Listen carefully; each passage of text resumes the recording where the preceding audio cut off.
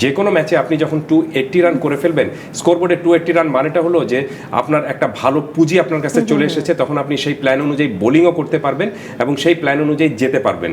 এবং সেখানে যদি আপনি শুরুর দিকে 2-3টা উইকেট তুলে নিতে পারেন তাহলে নিশ্চিতভাবে ম্যাচটার মধ্যে আপনি থাকছেন। সো এই দু দলের ম্যাচের যদি আপনি আমাকে বলতে বলেন, তাহলে আমার কাছে মনে হচ্ছে যে ম্যাচের যে ছোট ছোট যে সুযোগগুলো থাকে সেই ছোট সুযোগ যারা কাজে লাগাতে পারবেন তারাই খুব সম্ভবত উইন করতে পারেন। তবে যদি আপনি আমাকে বলেন যে কে ফেভারিট আর কে জিততে পারে, তাহলে আমি বলবো যে পরিসংখ্যান এবং আপনার সার্বিক এই মুহূর্তে সার্বিক শক্তিটা দক্ষিণ আফ্রিকার পক্ষে হলেও মানে মস্তিষ্ক বলছে দক্ষিণ আফ্রিকা, কিন্তু আমার হৃদয় বলছে আফগানিস্তান। এইটাকে আপনি কিভাবে ব্যাখ্যা করবেন মোহাম্মদ আশরাফুল? তিনি বলছেন যে তার হৃদয় বলছে আফগানিস্তান, মস্তিষ্ক বলছে দক্ষিণ আফ্রিকা। বিকজ অফ মস্তিষ্ক বলছে কারণ হলো এক্সপিরিয়েন্স, সাউথ আফ্রিকা অনেক দিন ধরে ক্রিকেট খেলছেন সেই কারণে। আর আফগানিস্তান রিসেন্ট পারফরমেন্স যদি দেখেন এবং এই ওয়েদার বলেন উইকেট বলেন সব কিছু কিন্তু আফগানিস্তানের ফরে।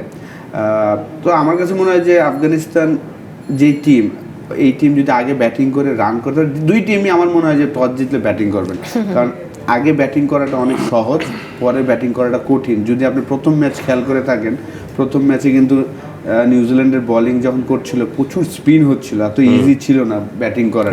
তো এনিথিং 180+ যে টিমই করবে তাদেরই জেতার সম্ভাবনা থাকবে। 280+, সরি 280+, একটা ব্যাপার আমার বলার আছে, ইব্রাহিম জাদরান এবং আজমতুল্লাহ ওমর যে কোনো কারণে যদি ওই মানে তাদের কেমিস্ট্রিটা বিল্ড আপ না হয়, তাহলে কিন্তু পরের দিকে গিয়ে আবার আফগানিস্তানের ঝামেলায় পড়ার সুযোগ রয়েছে। না, তাদের মিডল অর্ডারও খুব একটা যে আপনি দুর্বল তা ভাবার কোনো কারণই নেই। আরেকটা বিষয় তার একটা বিষয় ওমর জাই রয়েছেন এবং তাদের 8 নম্বরে ব্যাট করেন আপনি Rashid Khan can win match with the bat.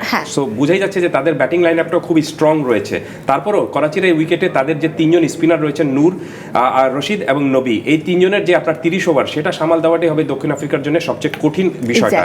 আর একটা বিষয় যোগ করি, সেটি হলো যে ইব্রাহিম জাদরান কিন্তু আপনার গত মার্চের পর কোনো ধরনের ইন্টারন্যাশনাল ক্রিকেট খেলেননি, ইনজুরিতে ছিলেন এবং সেই ইনজুরি কাটিয়ে তিনি এখানে খেলতে নামছেন। আর আশরাফুল যেভাবে বললেন যে তার 5টা যেহেতু সেঞ্চুরি রয়েছে, খুবই ভালো একজন ব্যাটার। লম্বা সময় ধরে তিনি ইন্টারন্যাশনাল ক্রিকেটে নেই, প্রায় 1 বছর ইন্টারন্যাশনাল ক্রিকেটে নেই, আবার খেলতে নামছেন। নিশ্চিতভাবে তার মনের মধ্যে এক ধরনের রয়েছে যে আমি নিজেকে আবার মানে দেখিয়ে দেওয়ার একটা বা প্রমাণ করার একটা বিষয়টুকু রয়েছে। সো ইব্রাহিম জাদরান এবং উপরের দিকে গুরবাজ রয়েছেন এবং দক্ষিণ আফ্রিকার আপনি আফগানিস্তানের আর যেসব ব্যাটার যারা রয়েছেন তারা সবাই নিজেদের দিনে কিন্তু ম্যাচ জেতাতে পারেন। আপনি এই দলটা সবচেয়ে শক্তিশালী কিভাবে হয়েছে জানেন? কারণ প্রত্যেকটা ইউনিটে তারা কিন্তু আপনার শক্তি রয়েছে এবং যতগুলো খেলোয়াড়কে নেওয়া হয়েছে তারা সিঙ্গেল হ্যান্ডলি কিন্তু ম্যাচ জেতানোর ক্ষমতাটুকু রাখেন। সো টি20 মানে কোনো একটা ক্রিকেট দল তখনই দল হয়ে ওঠে যখন প্রত্যেকেই মানে দলে ম্যাচ উইনারের সংখ্যাটা বেড়ে যায়। আফগানিস্তানের এই দলে ম্যাচ উইনারের সংখ্যা অনেক রয়েছে। 1 থেকে 9 নম্বর পর্যন্ত যারা রয়েছেন, আপনি ব্যাটিংয়ের কথা আমি বলছি, 1 থেকে 8 নম্বর পর্যন্ত তারা সবাই কিন্তু সিঙ্গেল হ্যান্ডলি দলকে জেতাতে পারেন ব্যাটিংয়ে। আর বোলিং তো তাদের লাজবাব, ফারুকি রয়েছেন এবং 3 স্পিনার রয়েছেন। আমি মনে করি যে একদম স্ট্রং এবং ভারসাম্য team Afghanistan. Go for Afghanistan আর সাউথ আফ্রিকা। আমি একদম শেষে রয়েছি। আমিও কাসের ভাইয়ের সাথে একমত যে অবাক হবো না যদি আফগানিস্তান জিতে।